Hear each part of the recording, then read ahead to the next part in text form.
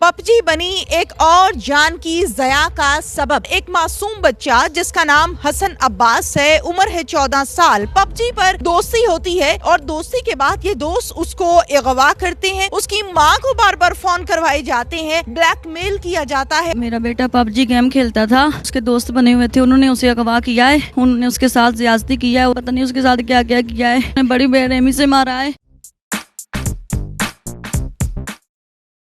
अस्सलामुअलैकुम नाज़रीन, उर्दू पॉइंट से मैं हूं आपकी मेज़बान तहमीना शेख।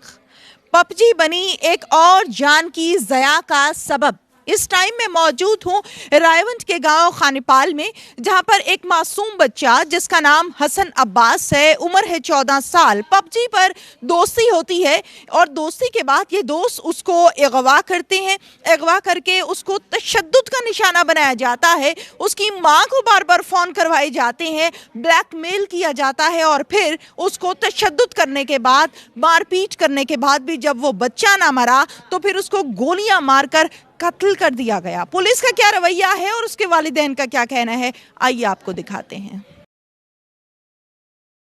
मेरा बेटा पबजी गेम खेलता था और उसके साथ जो उसके दोस्त बने हुए थे, उन्होंने उसे अगवा किया है, तो उन्होंने उसके साथ ज्यादती किया है और उनसे मारा भी है बहुत ज़्यादा, और पता नहीं उसके साथ क्या क्या किया है। तो मेरे मासूम बच्चे को उसने बड़ी बेरहमी से मारा है और मुझे इंसाफ चाहिए। मेरे मासूम बच्चे को बड़ी बेरहमी से कत्ल किया गया। मेरे मासूम बच्चे के साथ मैंने तरस नहीं किया, उनको खुदा का खौफ नहीं आया, मेरे मासूम बच्चे को उन्होंने कत्ल कर दिया। अच्छा, घर से किस टाइम गया, किस किस के साथ गया, क्या हुआ था, पूरी कहानी सुनाई ना कि वक़्त हुआ क्या था। घर से 3:15 बजे गया है और कई बार से उन्होंने कार लेकर आए और कार पर उन्होंने किडनैप किया है उसको। और हमें पता लगा है कि तकरीबन सुबह हमें 7:15 बजे पता लगा, उन्होंने उससे फ़ोन करवाया है कि मैं ठीक हूँ और मैं आ जाऊँगा, और उसको मारते थे और सर पर पिस्तौल रख के उससे बात करवाते थे। तो थोड़ी सी बात करवा के फिर मोबाइल बंद करवा देते थे। बस इसी तरह करते रहे। और जब शाम को आखिरी बार उसने मुझसे बात की तो मुझे कह रहा है, मामा तो आप सो जाएं, खाना खा लें और मैं सोने लगा हूँ, मैं सुबह 7 बजे घर आ जाऊँगा। और उस लड़के से भी मेरी बात हुई, मैंने कहा आप किसी बड़े से मेरी बात करवाएं, तो वही लड़का था, उसी ने उससे फ़ोन पकड़ा और मुझे कह रहा है, आंटी मैं इसे घर सुबह 7 बजे आपके पास छोड़ दूँगा। तो मैंने कहा आप मुझे ये बताएं, मैं इसे लेने आ जाती हूँ, आप जगह बता दें। पर उन्होंने जगह नहीं बताई, कह रहे हैं मैं आपसे वादा करता हूँ सुबह 7 बजे नाश्ता आपके साथ करेंगे।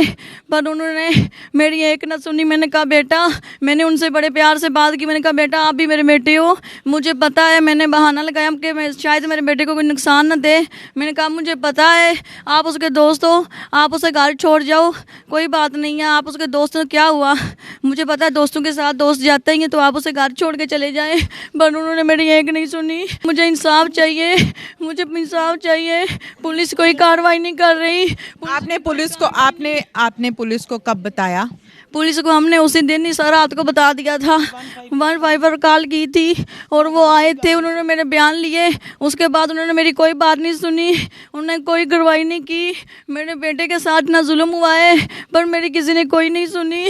बच्चे की लाश उसी जिस लड़के ने मारा है उसी के घर पर, उसी की फूफो का घर था, किसका था वो फूफो बता रहे थे, और उसके घर पर लाश थी। वो उसके हसन के जेब से उनका मोबाइल निकाल के उसके मोबाइल से कॉल उन्होंने की पुलिस वालों ने, और उसके ताया को उन्होंने गाल की। उन्होंने कहा हसन अब्बास साहब का क्या लगता है, उन्होंने कहा मैं उसका ताया हूँ, उन्होंने कहा उन्होंने उसका कत्ल हो गया, उसे ले जाए आकर, उन्होंने कहा उसके कहा। और मौके पर 2 मुजरिम गिरफ्तार हो गए और एक भाग गया है। ये जब आपने अपने बेटे हसन अब्बास की लाश को देखा तो लाश किस हालत में थी? क्या उस पर तशद्दुद भी हुआ था? तशद्दुद हुआ था, उसके पाँव पर निशान थे, उसके नाक पर निशान था, उसकी कमर पर भी निशान थे, उसके सर पर भी निशान थे। वो उसे सर पर भी मारते रहे, जब वो नहीं मरा तो उन्होंने उसे गोली मार दी। हसन के साथ ज्यादती भी की? ज्यादती भी उन्होंने उसके साथ की है, और वो इतना रो रहा था, वो चीख चीख से कह रहा था कि मुझे इन्होंने मार देना है, पर वो जगह नहीं बता रहे थे।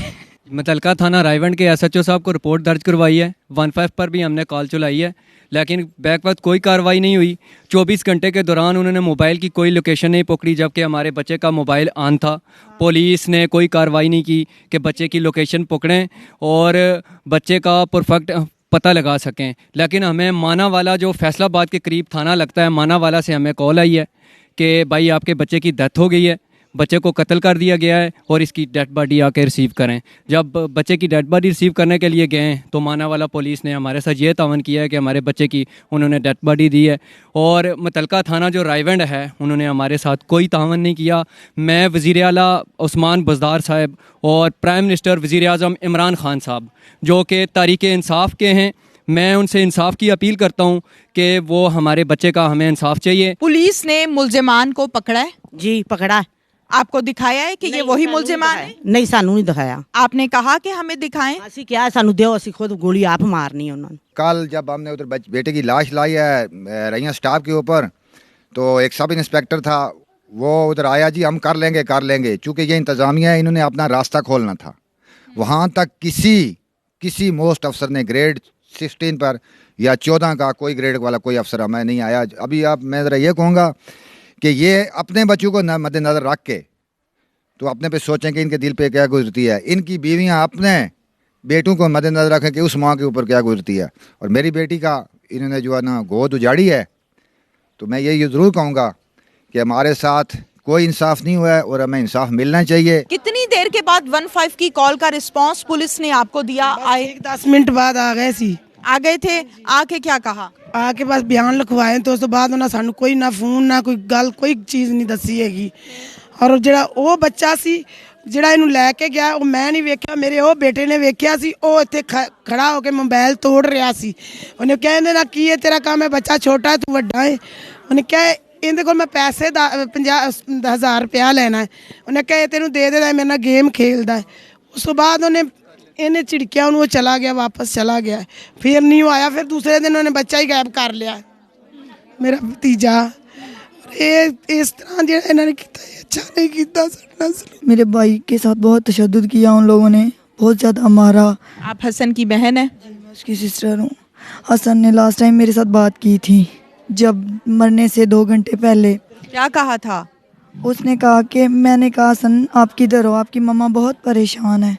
उसने कहा आप ही, मैं ना पता नहीं मुझे ये कहाँ लेके गए हैं। मैंने कहा हसन बेटा आपको पैसे चाहिए? उसने कहा नहीं आप ही, मैंने पैसों को आग लगानी है, मुझे नहीं पैसे चाहिए। मैंने कहा फिर क्या चाहिए? अब मुझे बताओ, पैसे चाहिए, मैं आपको सेंड करती हूँ पैसे अगर ये लोग छोड़ दें। मैंने उनको लालच दिया, लेकिन मैंने कहा कि ये पता बता देंगे। मैंने कहा कि मेरी उस लड़के से हसन बेटा बात करवाओ, आप परेशान नहीं हो। वो बहुत डरा हुआ था, बहुत ज़्यादा डरा हुआ था। कह रहा था आप ही, ये मेरी आप ही है। उस लड़के को कह रहा है भाई ये मेरी आप ही, आप इससे बात करें। मैंने उससे बात की, उससे बड़े प्यार से मैंने बात की। मैंने कहा भाई आप इसको ले गए हो, इसकी मम्मा बहुत परेशान है और इसके पापा घर नहीं है, तो आप इसको प्लीज़ घर भेज दें। उसने कहा कि नहीं आप ही, ये कल सुबह आ जाएगा, 7 बजे मैं आपके पास हूँगा। मैंने कहा आप झूठ बोल रहे हो, मुझे पता चल रहा है। नहीं मैं आपसे क्यों झूठ बोलूँ? मैंने कहा मुझे पता बताएं, मैं गाड़ी लेके आती हूँ। मैंने कहा मैं पुलिस नहीं लेके आऊँगी कि शायद ये डर जाएँ कुछ हम तो यही सोचते रहे ना बच्चे को नुकसान ना दें। उसने कहा कि नहीं कोई ज़रूरत नहीं बाजी, इधर बहुत ज़्यादा आप ही धुंध है, हम कैसे आएंगे? कभी कह रहे हैं गाड़ी का पेट्रोल ख़त्म हो रहा है, कभी कह रहे हैं गाड़ी ख़राब हो गई है, कभी कुछ। हमें सही जगह भी नहीं बता रहे थे। बच्चे का मोबाइल 24 घंटे ऑन रहता है लेकिन पुलिस लोकेशन नहीं लेती। बच्चे का मोबाइल ऑन है लेकिन पुलिस राबिता नहीं कर रही। यहाँ पर ये सवालिया निशान है।